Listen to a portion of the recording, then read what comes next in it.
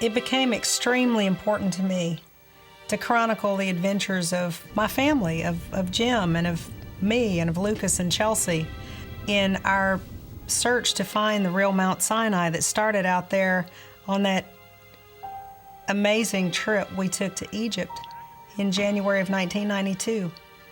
It's been something that's challenged us. It's been the most difficult, the most time-consuming, the most arduous journeys we've ever made. Now, we will have some climbing to do right up there to get over that ledge. The mountain climbs and every trip we ever made were nothing but difficult. You know, Jim and I, the kids, we came from Baton Rouge, Louisiana. This is a flatland. This is not mountainous territory, and we'd never been out in the mountains climbing them in our lives. Chelsea's feet were killing her. To wind up in a place where we were physically so challenged with the heavy backpacks and having to climb up over rocks and to get to the places we needed to in order to be able to film, even from high altitudes. None of this was easy for us. But in all of it, there was a glory and an awe that is very difficult for me to even explain right now. You going on down? I'm going right through here. Look here. It's nothing that I could ever say was too hard or too difficult. It has left us with the memories of a lifetime, of an eternal time. It means so much to us. There are actually channels cut through here. Aside from all that we had to get ready and all that we had to prepare for, knowing that we were going to be alone out there in the mountains, this is not a place where if you slipped and fall, you could call 911 from a cell phone. We're talking the most remote areas that you can possibly imagine. Dad, have you went this far? And to know that we would be alone out there. And on most occasions, we had our children out there with us. We would get back to the other side of the country after one of these trips, and the mother instinct would kick in with me, and I would think to myself, what are you doing? Why are you putting your kids through this? You know, people would come to me and say, guns pointed near your children and you're taking them back? Have you lost your mind? And I would think there on the other side of the country, yes, I've lost my mind.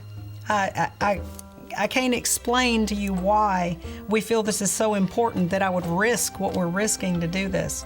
Aside from the fact that arrest was always imminent, that shots had been fired over our heads before down in the valley. You know, we could have been killed. We literally could have been killed. But at the same time, there was such a drive to do this, to get, you know, sometimes people talk about they feel like they're on a mission from God. Well, you know, you laugh at that and you think that's a ludicrous thing.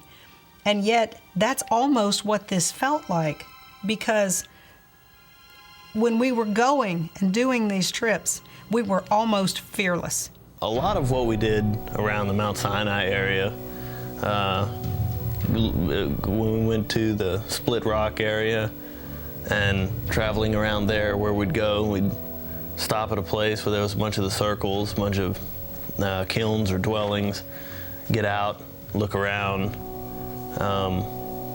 That was my big opportunity to find things, although I was never allowed to venture off very far by myself.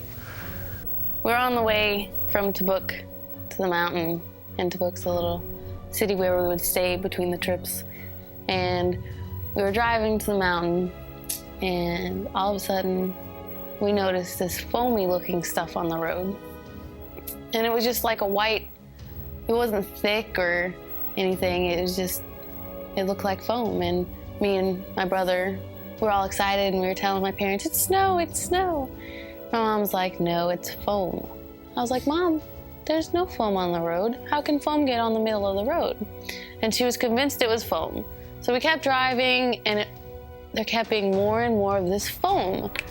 And so we finally got out, and she realized, oh, the kids were right. It was snow. Look at these kids. They haven't seen snow since Steamboat Springs. Look at them. So we played in the snow, and it was just amazing to see snow in Saudi Arabia at all. And as as the snow kept falling, and we were noticing because we had big coats and they were dark, and we were noticing that all of the snowflakes were little stars of David's. Every single one of them. Like we have on the video, and we're looking down at our shirts and there's just little Star of David's everywhere. And in the science books, it says that there's no snowflake is alike. Because I was in science class, and when I got, after this trip, I went and looked in the books because Mom said it was an impossibility. And sure enough, in the books it said no snowflake can be alike, but we have proof on video that snowflakes are alike. During the course of this time, as all this evidence was being documented, and we were getting this all-important film, it was all coming together, this body of evidence that we now have here, that we now have out of the country, that we've now brought together. That's why it's so important right now that we feel like what we went through to get this is both gut-wrenching and exhilarating at the same time. We didn't just waltz into these places because we were allowed to live in Saudi Arabia and freely snap pictures and take video and bring it home and share with people. This video and this photography that we have, and all of these trips that I'm chronicling now, and all of this story, this came literally at blood, sweat, and tears. This came at the very edge of exhaustion. It came at the very edge of anything physical I've ever done in my life. When we were up at almost the 8,000 foot mark on Jebel Laws, and we're just almost completely out of water. Just a spectacular view. And smashed up against 20-foot tall granite slabs in an almond grove that was so thick and so choked with dust that we were literally coughing ourselves to death. And having to break through places like that to finally get out on the top and get these beautiful vistas of Mount Sinai, or what we believe could be Mount Sinai in the distance.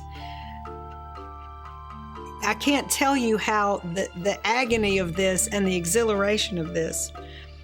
And now that we're all back here in the States, this is why it is so important to me that this all becomes of record, so that none of this passes by.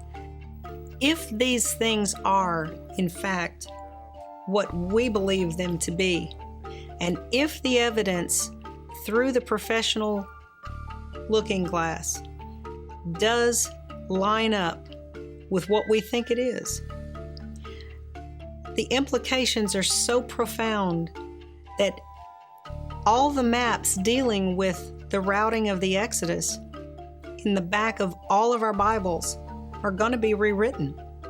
And they will be rewritten based upon hard fact that's still there, laying under the ground in Saudi Arabia. If these things are what we believe them to be, the implications are earth-shattering.